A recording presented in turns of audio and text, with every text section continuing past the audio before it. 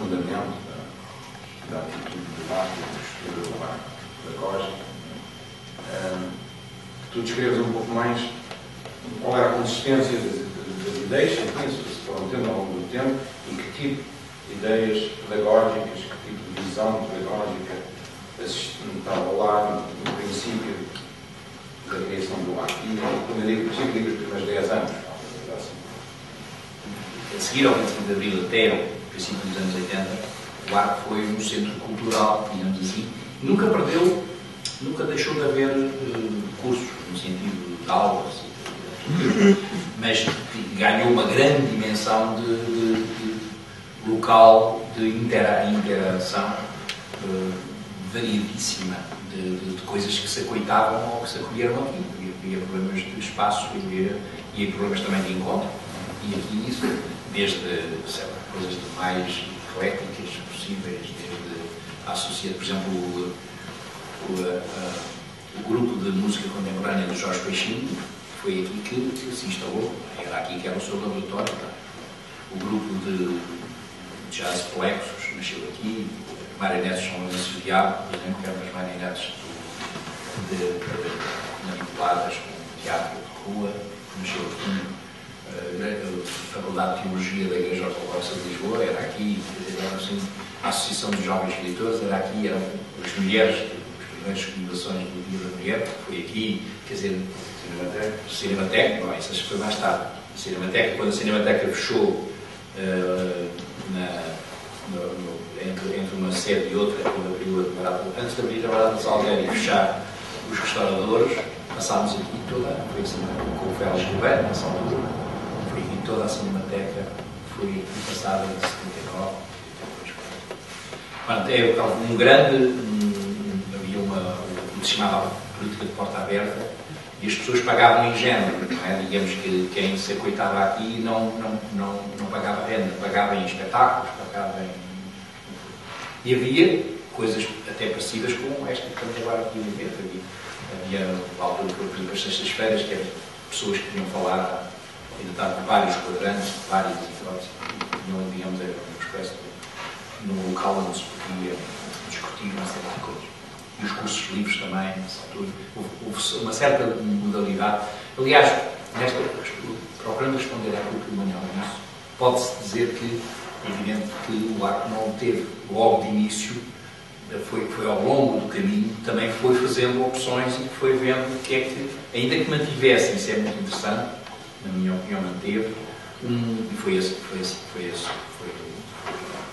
particularidade do ARC, que conferiu uma personalidade especial, foi o ter mantido algumas coisas de um conceito de radicalismo, quer dizer, coisas que se mantiveram, apesar de tudo, nunca a tendência, por exemplo, quando as escolas no final dos anos 80 e 90 passaram ao reconhecimento oficial, o ARC não alinhou nisso. Eu, aliás, fiz parte com o Daciano Costa e com outras pessoas convidadas pelo Ministério, como o grupo que andava a reconhecer as outras escolas, mas o ARC não era reconhecido.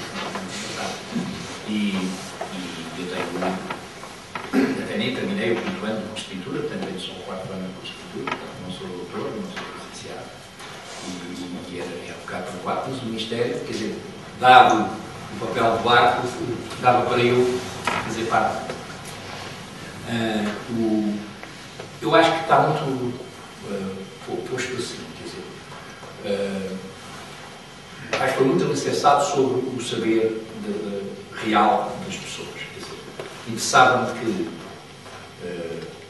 as pessoas que ensinassem fossem detetoras, de facto, de um conhecimento e de uma prática artística. Quer dizer, não me interessava, e não nos interessava, digamos assim, não me interessava que fosse, e de repente isto não pode ser 100%, mas é quase da tónica geral, e que não fosse quer por seus títulos académicos, ou quer por outras razões quaisquer, quer dizer, fosse pela configuração que a pessoa dava ao seu trabalho artístico, como criador.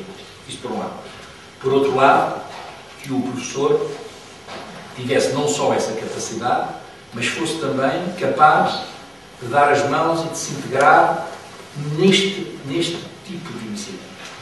Ainda hoje eu acho que se assiste a isso, a dificuldade, muitas vezes uma pessoa pode ser muito boa, mas não se integra, não é capaz, ou por feitio, ou por ambição, ou por outras razões quaisquer, não é capaz de, ou então, temporariamente é capaz, mas não é capaz sempre. Quer dizer, portanto, é preciso ter aí atenção esse lado.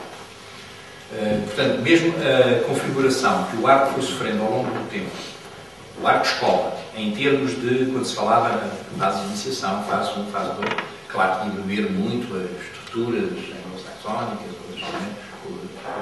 no princípio aquela coisa aquilo que eu, aliás, vos falei que foi em bolsa nos Estados Unidos, a formação básica. O que é que se faz?